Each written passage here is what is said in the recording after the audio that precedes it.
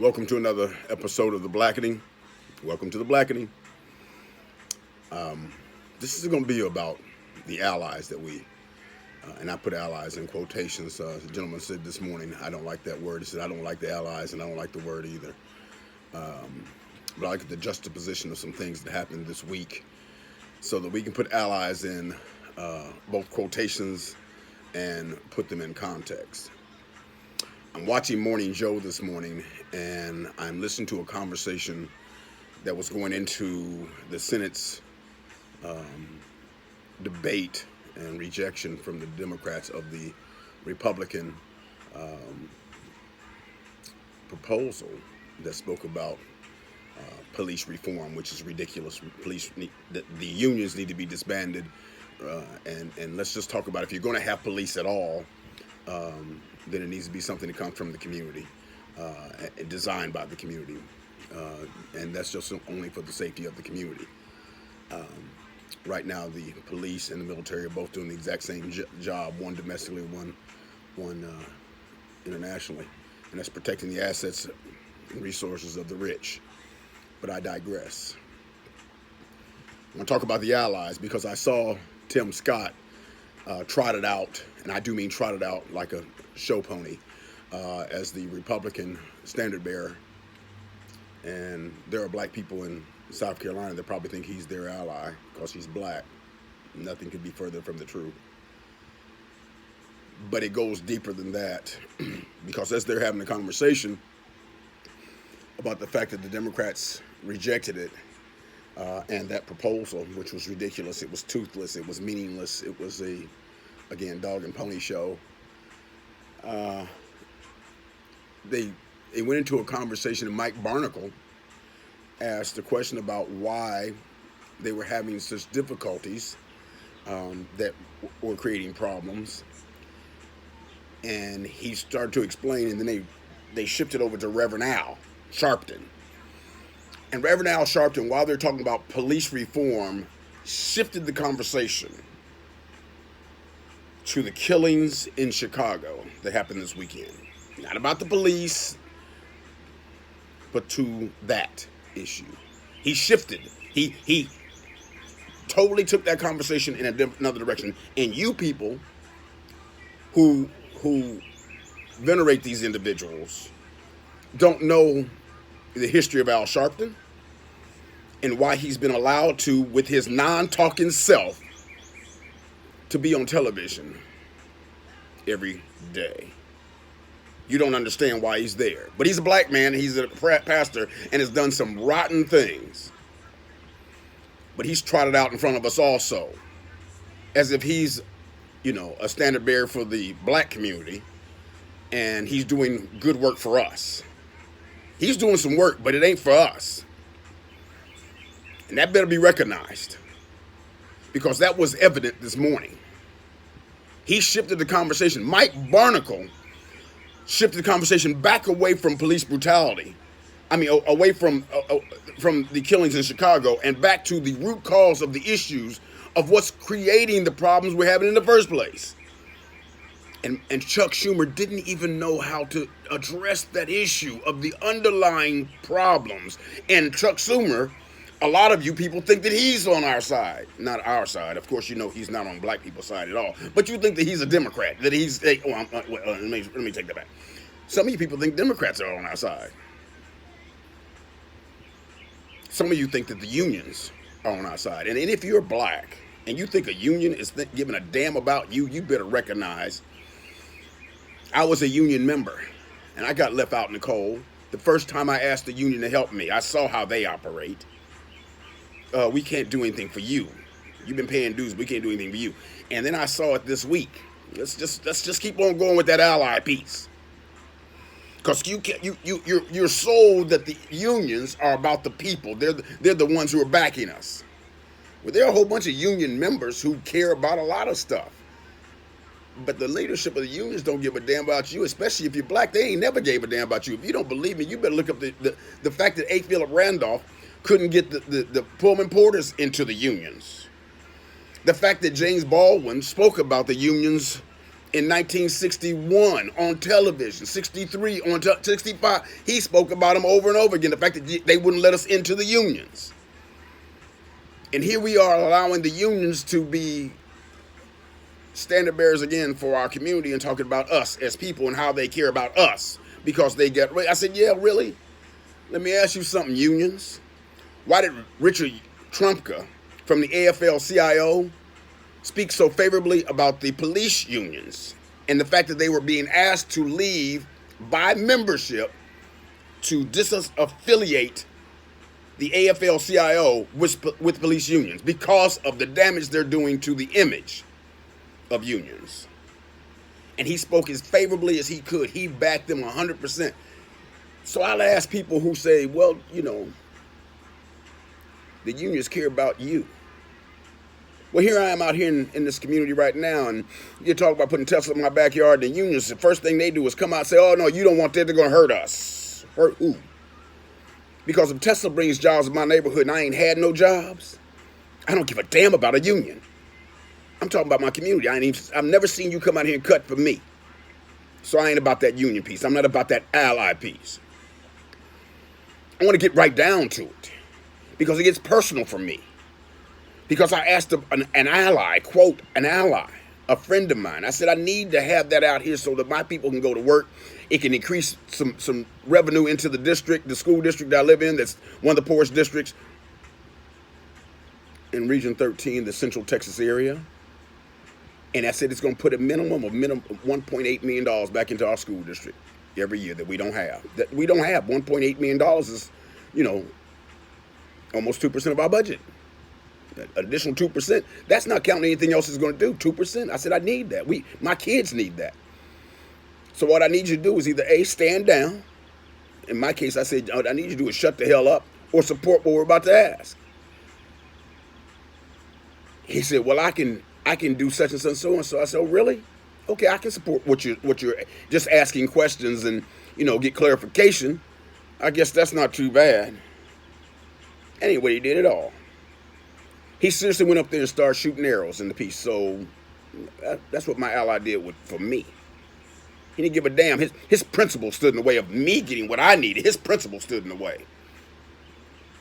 And it goes to the fact that a lot of people don't know how many things I've been involved in. Several years ago, I was a member of the Better Austin Today Political Action Committee backpack right here in Austin, Texas. Me and another gentleman by the name of Daniel Yanis with the only black faces at the table with 18 other people.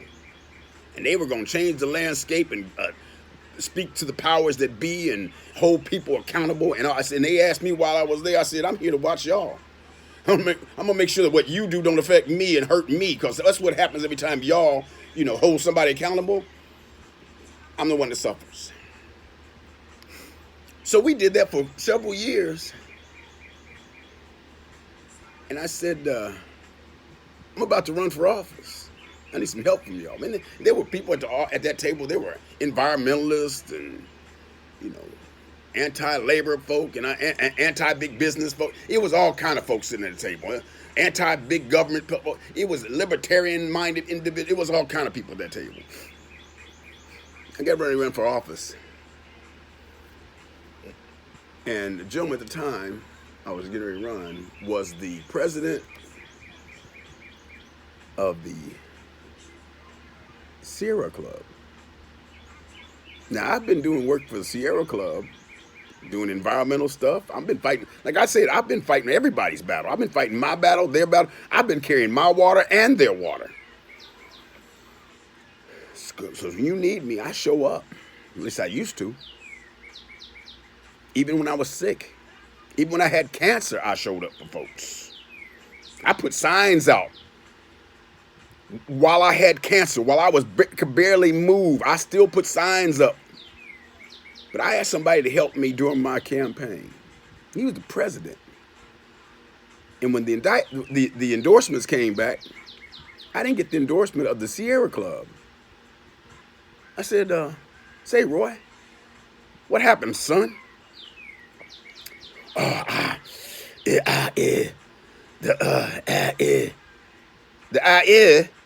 The hell's the I. You're the president. You ain't carrying no weight. You can't say this man's been fighting for us and the other person that you're supporting now ain't did shit for us in over 30 years. You couldn't say that. You didn't carry that weight. That person still ain't an environmentalist. I still got to fight for my environment every day. In fact, I know that when I talk about my environment, I know that I ain't seen none of y'all on my side of town in my backyard. But you couldn't support me. You couldn't make that happen. Because of some political bullshit. Okay. There's a woman running for state senate right now. She needed me. Not once, but twice. And she told me one time when I said, well, you know, you got a community liaison position that I would like to have. She said, you that job's not for you. You know, I said, really? Because I'm in the community every day. I'm liaison all day. She said, well, Richard, you know, the problem is you don't suffer fools lightly. I said, are fools supposed to be suffered lightly? Doesn't that do us all a disservice to allow for buffoonery and foolishness as part of the discourse? Shouldn't you be able to shut nonsense down so we can get to the meat of the situation and get it resolved? So that we can help people as opposed to wasting time, bloviating and pontificating about something that doesn't matter? Well, what I'm saying is, no, what you're saying is, you don't want to hire me because I'd make you look good. Except I'd make me look good, which you think would usurp your position. You don't want to have me in that position. But then you come back to me and go, Richard, I made a mistake. I should have backed you when you did such and such. When you ran, I made a mistake. And you did it not once but twice. Because I'm a forgiving individual. I've actually forgiven people for doing the transgressions and the way they trespassed against me. I've been really forgiving. You don't know how forgiving I've been. I could call names all day. So I let that go. This is the people with you that y'all think are your allies. They did a 10-1 thing a couple of years ago. And laid down a backdrop. She's libertarian minded. She went out and had somebody else put money in my campaign when I ran. And that was nice. Nowhere close to the amount of money that I was promised, which I don't think. I didn't want to raise the issue. It was, you know, that $1,000 piece that here's $1,000. Oh, okay. Grateful. Thank you for that. Nothing of any consequence that would have going to really make a difference when you're running campaigns that are $100,000 and the person that you're running is one of the money boys. Couldn't do anything with it, but that's cool. I was grateful because I do that. Thank you very much. But then I had a disagreement. I didn't win the election, but I had a disagreement on Facebook about the fact that this person was supporting Michael Bloomberg. I don't know if you know the history of Michael Bloomberg with stop and frisk and the people that he hurt in New York and how he's operated. But I wasn't having that. How dare you come out here and tell me that person's okay with me? Oh, by the way, that Joe Biden thing, I ain't about that either. I definitely don't like Donald Trump, but here's the problem, is you leave me no choices. Because racism in America leaves black people no choices. It doesn't give us any options. We have nowhere to turn. You're making the decisions about my life, and I have nowhere to go. And suddenly, when I say something about it, I'm being unreasonable. But when I jumped on that Michael Bloomberg thing, she said, you aren't grateful. You didn't. Really? I helped you with all your things also. Maybe you forgot how I helped you with what you did. That I didn't block walk when you were trying to get your petitions out there. That it was only a one-way street for you. Because you went out and found somebody that could give me $1,000. You didn't give me $1,000. Somebody else gave it through you. Because you directed them to my way. That's not how the allies think. So, another ally, one who came out here and said, y'all need health care. And they don't understand, I know when you're playing me. I know how you think you're using me. I know how to use you too. We were fighting about health care in my community. So this person came to me and said, Richard, health care, we need to file a lawsuit. I'm like, okay. Yeah, file a lawsuit, good. We can raise the issue of not having health care in my backyard, not understanding that I knew that he was having a row with Kurt Watson, our state senator at the time, about a central health thing that they created, that there was no transparency in money, and this is about his tax money. It had nothing to do with me, because I hadn't seen him before that. I'm talking about we Central Health been in business for 10 years before this, and we didn't have no health care. But suddenly, when he wanted to get back at somebody about something, he's going to use me to make it happen. I don't give a damn. The enemy of my enemy is my friend today. But alliances change. That's what that ally thing is all about. And I can see where my alliances are all the time. When I ran for office, he told me, Richard, we don't want to get involved in anything that happens out there on the east side. We don't look like we don't have our fingers on the scale about the issues that are affecting eastern Travis County. So I'm not going to get involved in the race.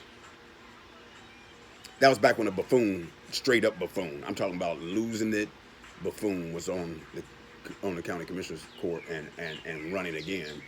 So he didn't want to get involved with that because that was going to taint his name. But then a new person came up that they all got behind, and he got behind that one too. I think he think I may have forgotten what he said 4 years earlier. I didn't forget. I don't forget nothing and nobody. I don't think. And here's the funny part. None of you know what I've done or where I've been. None of you know how long my tentacles are or who I even talk to. None of them know. One day I'll tell you where I've been and who I am and how I've operated. And it's well beyond this nonsense at the local level. I've done a whole bunch of things nationally. So I don't really worry about it too much. Most of the things I fight, I don't even need. I don't even care about. I could have retired years ago and just chilled. But when you care about people, you fight for things that don't affect you. And when you say you're an ally, at some point in time, you got to realize when the person comes to you and says, I need your help, just help them the way they say they need help. You can't be an ally and make sure that the sacrifice you make is only to the point of what you allow yourself to be sacrificed. You've got to sacrifice something that's actually going to make skin in the game for you. I'm telling you. You can't call yourself an ally and not be willing to sacrifice something that's going to cost you.